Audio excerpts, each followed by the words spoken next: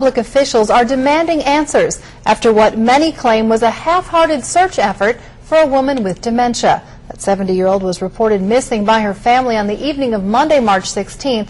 Her body discovered the next morning. The cause of death, exposure and hypothermia. News Channel 7 received numerous complaints that the Price County Sheriff didn't seem to take the complaint or the search seriously, so we agreed to take a closer look. During the past few days, I have talked with many concerned citizens and officials, read through numerous public records of the incident, and listened to hours of calls to the 911 dispatch center. Here's what our investigation found. When Deanne Bryan didn't return home from a routine walk in the woods with her two dogs, her husband George knew something was wrong. Worried that her dementia may have caused her to get lost, he called the Price County Sheriff's Department for help. Oh, ma'am, this is Mr. George Bryan. I need some help. I'm trying to find my wife. For the next 16 hours, the Price County Sheriff led the search effort for Deanne, an effort that fell tragically short. The 70-year-old woman was found dead in the woods later the next morning, her two dogs still at her side. This is exactly it, right here, and nothing's been brushed. This is it. As Deanne's family grieves, some complain Sheriff Wally Krensky mishandled the situation by failing to use all the resources available to help find her. Neighbor Jeff Peterson first heard a woman was missing on his police scanner. And the first thing that popped in my head is George's wife. Just minutes later, Jeff says he heard a woman in the woods screaming for help. And I could hear, "Help me," coming from this direction. I went in the house right away, and I called the Sheriff's Department and told them, "This is Jeff Peterson. I can hear the lady screaming. She's straight south of my house." Hi, this is Jeff Peterson. Yes? I live on Old 182 Road. Yes. I can hear a woman screaming straight south of me. Can I have them go to your house and then you can show them? Yeah. What's your address? Peterson says the next 2 hours were agonizing. He and his wife stood outside listening to the woman's cries for help, with a deputy who encouraged them to stay put. I was ready to go, and they told me I couldn't go in the woods, or I had to stay home. According to department records, 4 deputies searched the area on and off for the next few hours. Shortly before 11 p.m., one of them also reported hearing a woman's cries. An ambulance was dispatched to that area, but still Deanne wasn't found. Records show help from outside agencies was never requested. In fact, offers from at least 2 outside agencies, the Aaron County Sheriff's Department and Park Falls Fire Department, were turned down by Sheriff Krensky, whose dispatch unit is number 51. Would you like our department to assist on this complaint you're handling at all? At this point, per 5-1, at this point, not yet. Our guys will get out there, and then if we do need your assistance, they'll advise from there.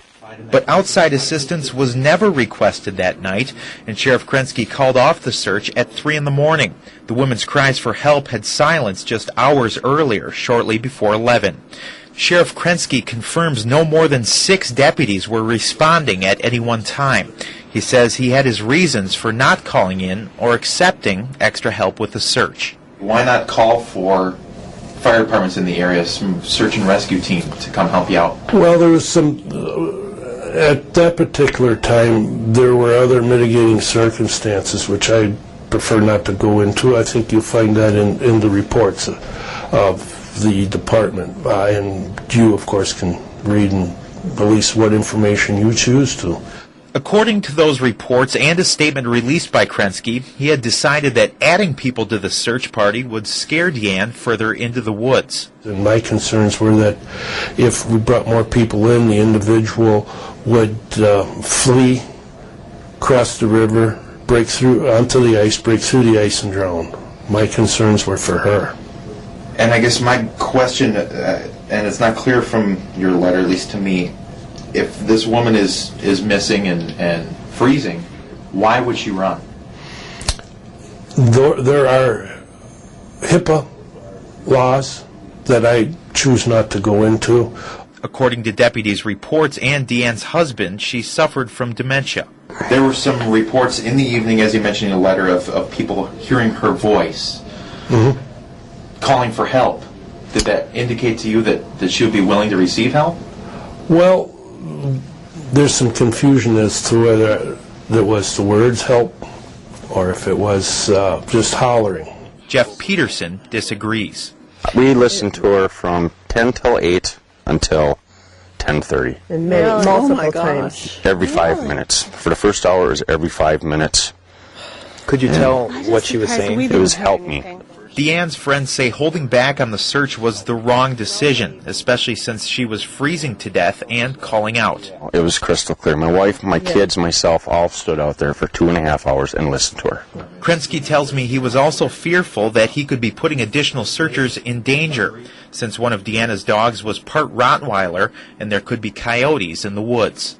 Didn't you feel like Deanne's life was in more immediate danger than any rescuer who could have been threatened by a coyote or a dog?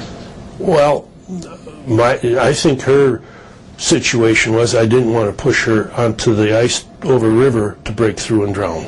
Many of Deanne's neighbors had no idea she was missing until it was too late. Together, we walked to the place where her body was discovered. It turns out she was just a mile south of Jeff Peterson's home in the area he described to deputies. Safe to say you feel like this is something that is preventable? Oh, yes.